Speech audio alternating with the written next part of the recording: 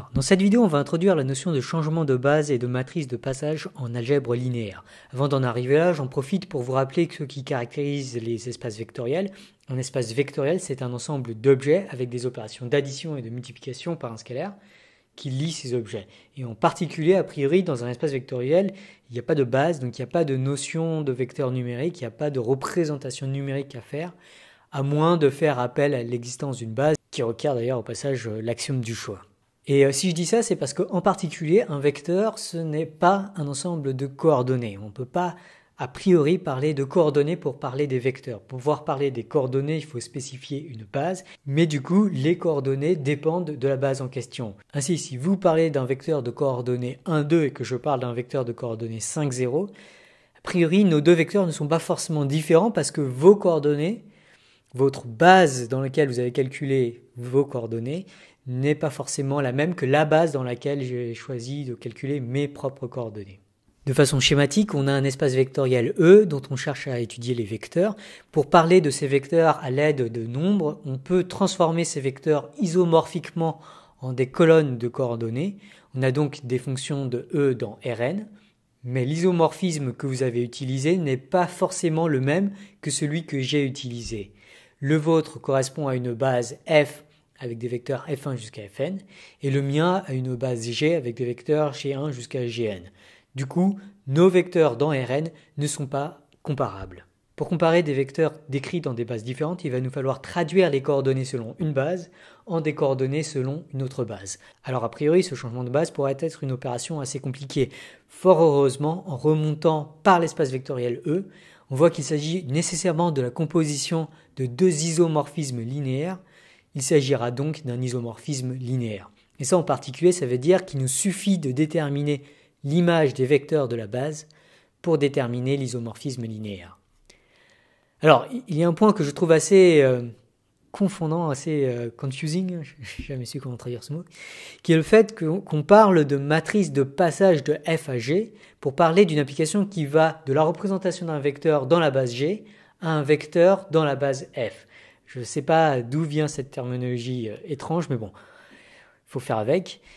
Donc, pour introduire la matrice de passage de f à g, on va donc en fait partir d'un vecteur canonique EJ de Rn à droite dans la représentation selon G.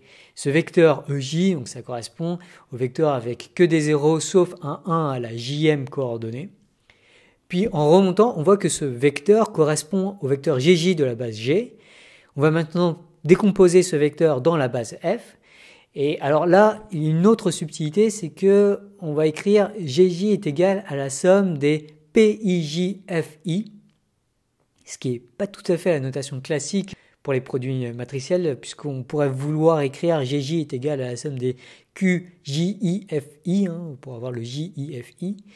Mais pour obtenir une jolie matrice de passage, il faut en fait choisir Gj est égal à la somme des PIJFI. C'est une petite subtilité, mais bref. Maintenant, quand on traduit ça dans Rn via la base f, on obtient le vecteur somme des PIJEI qui est égal au vecteur P1J jusqu'à PNJ, qui est donc la jm colonne de la matrice P. Et c'est pour ça qu'en fait on a dû choisir PIJ. Comme ça, le J, il est à droite dans les indices, et ça correspond à la colonne. Vous voyez que si on avait pris la matrice Q que j'avais introduite tout à l'heure, on aurait obtenu le vecteur colonne QJ1 jusqu'à QJN, et ça correspond pas à la jm colonne de la matrice Q qui correspondrait à Q quelque chose J.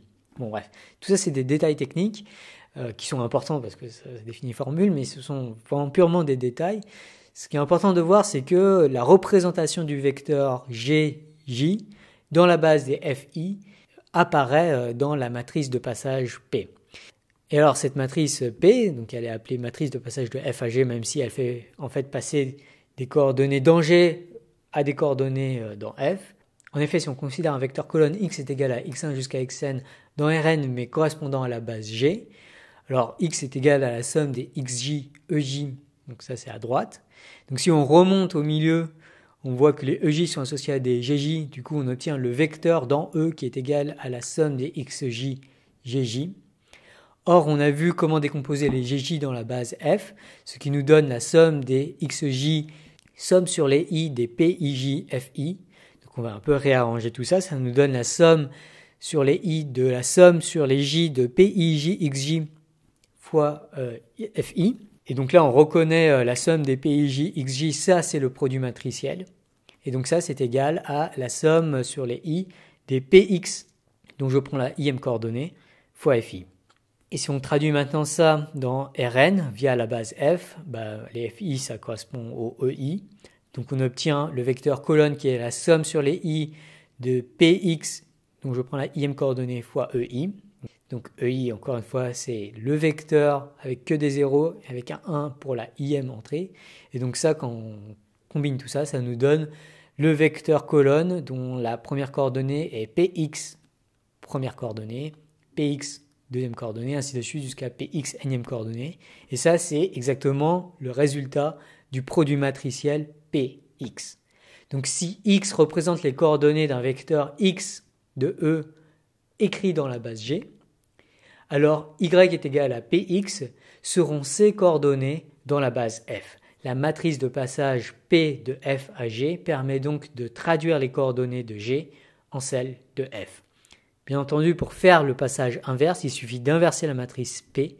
La matrice de passage de G à F est donc P-1 et elle permet de traduire les coordonnées Y dans la base F en des coordonnées X est égal à P-1Y dans la base G.